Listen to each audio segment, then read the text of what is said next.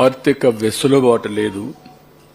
కానీ కేంద్రంలో ఉండే డిజాస్టర్ ఫండ్ కూడా వాళ్ళు ఇచ్చే డబ్బులు కూడా అద్దులున్నాయి.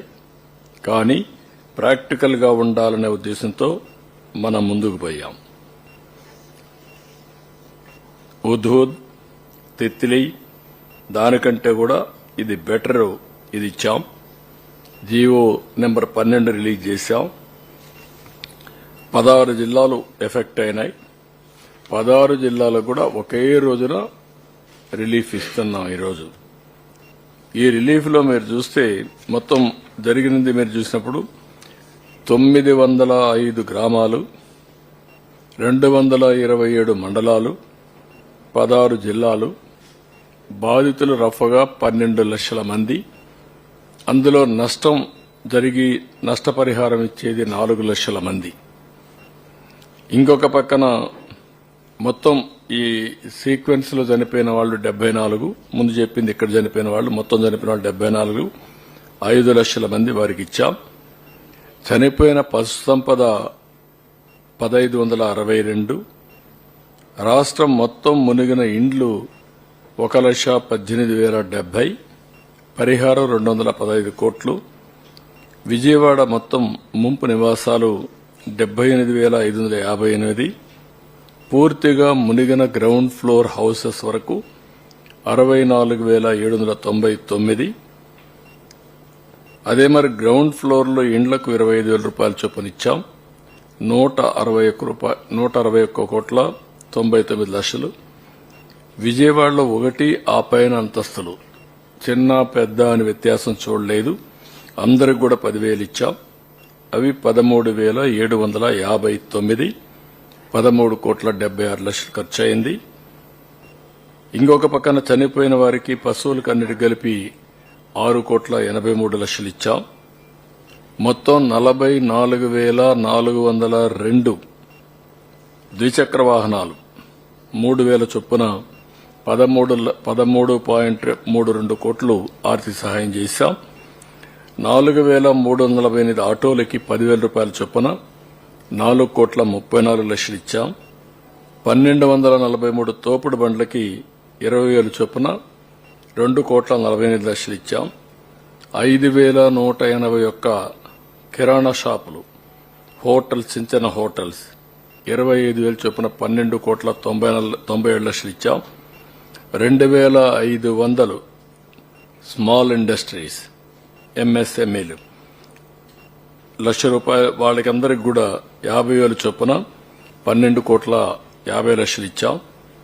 469 పరిశ్రమలకి 1,00,000 చొప్పున నష్టం జరిగిందని బట్టి 12 కోట్ల 50 లక్షలు ఇచ్చాం.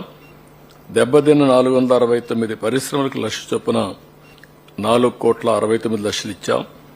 197 పెద్ద పరిశ్రమలకు 1,50,000 రూపాయల చొప్పున 2 కోట్ల 95 లక్షల రూపాయలు ఇచ్చాం.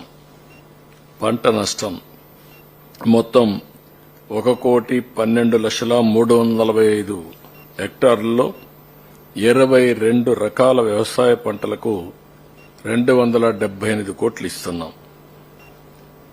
ఇంకొక పక్కన 9,236 హెక్టార్లలో హార్టికల్చర్ పంటకు నష్టపరిహారం 32 కోట్ల 67 లక్షలు ఇస్తున్నాం. ఇక్కడ మీరు ఒకసారి చూస్తే ఎప్పుడు కూడా టౌన్స్ లో పెద్దగా డబ్బులు ఇచ్చేవాళ్ళు కాదు, తూతూ మంత్రంగా ఉండేది. గవర్నమెంట్ ఆఫ్ ఇండియా కూడా ఇల్లు పూర్తిగా పోతే 11,000 ఇమ్మన్నారు. ఈరోజు 25,000 ఇచ్చాం.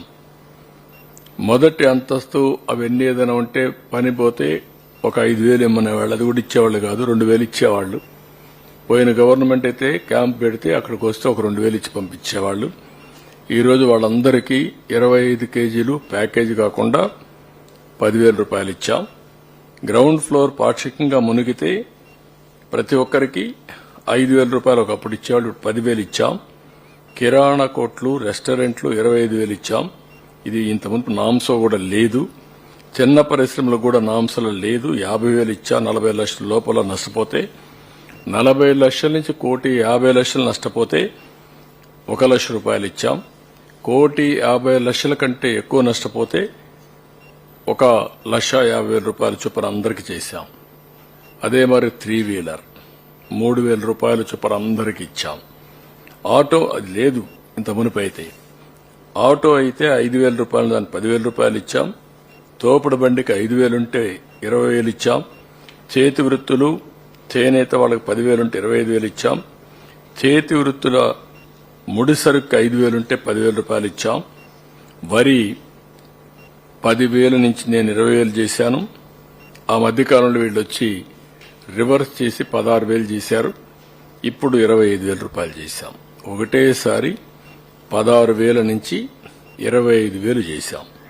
ఇంకో పక్కన పత్తి 15,000 ఉంటే 25,000, మొక్కజొన్న 12,500 ఉంటే 15,000, మిరప పసుపు 15,000 అంటే 35,000, అరటి 25,000 అంటే 35,000, పట్టు పరిశ్రమకు 35,000, ఆవులు గేదెలు చనిపోతే 50,000, గొర్రె మేక చనిపోతే 7,500, పశువుల షెడ్ చనిపోతే 5,000, కడాన కోడి చనిపోయినా 1,000 రూపాయలు ఇచ్చాం, 100 రూపాయలు ఇచ్చాం.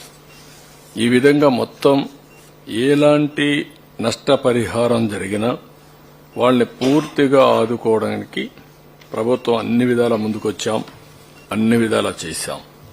ఇది కాకుండా ఈరోజు మీరు ఒక్కసారి చూస్తే ఇక్కడ సర్వీసెస్ ఎలాంటి ఇబ్బంది లేకుండా ప్రభుత్వం అనేది ఎంతవరకు చేయగలుగుతాదో అన్ని విధాలుగా చేయగలిగాం. ఒక డ్రోన్స్ ను ఉపయోగించడం అది ఒక వినూత్నమైన ప్రయోగం, ఇంతవరకు ఎప్పుడూ జరగలేదు. ఫ్లడ్ ఏరియాల్లో డ్రోన్స్ ఉపయోగించి ఫుడ్ గాని ఊర్లో ఉండే గార్బేజ్ గాని ఎస్టిమేట్ చేసి అలర్ట్ చేసి ఇమీడియట్ గా ఒక 20,000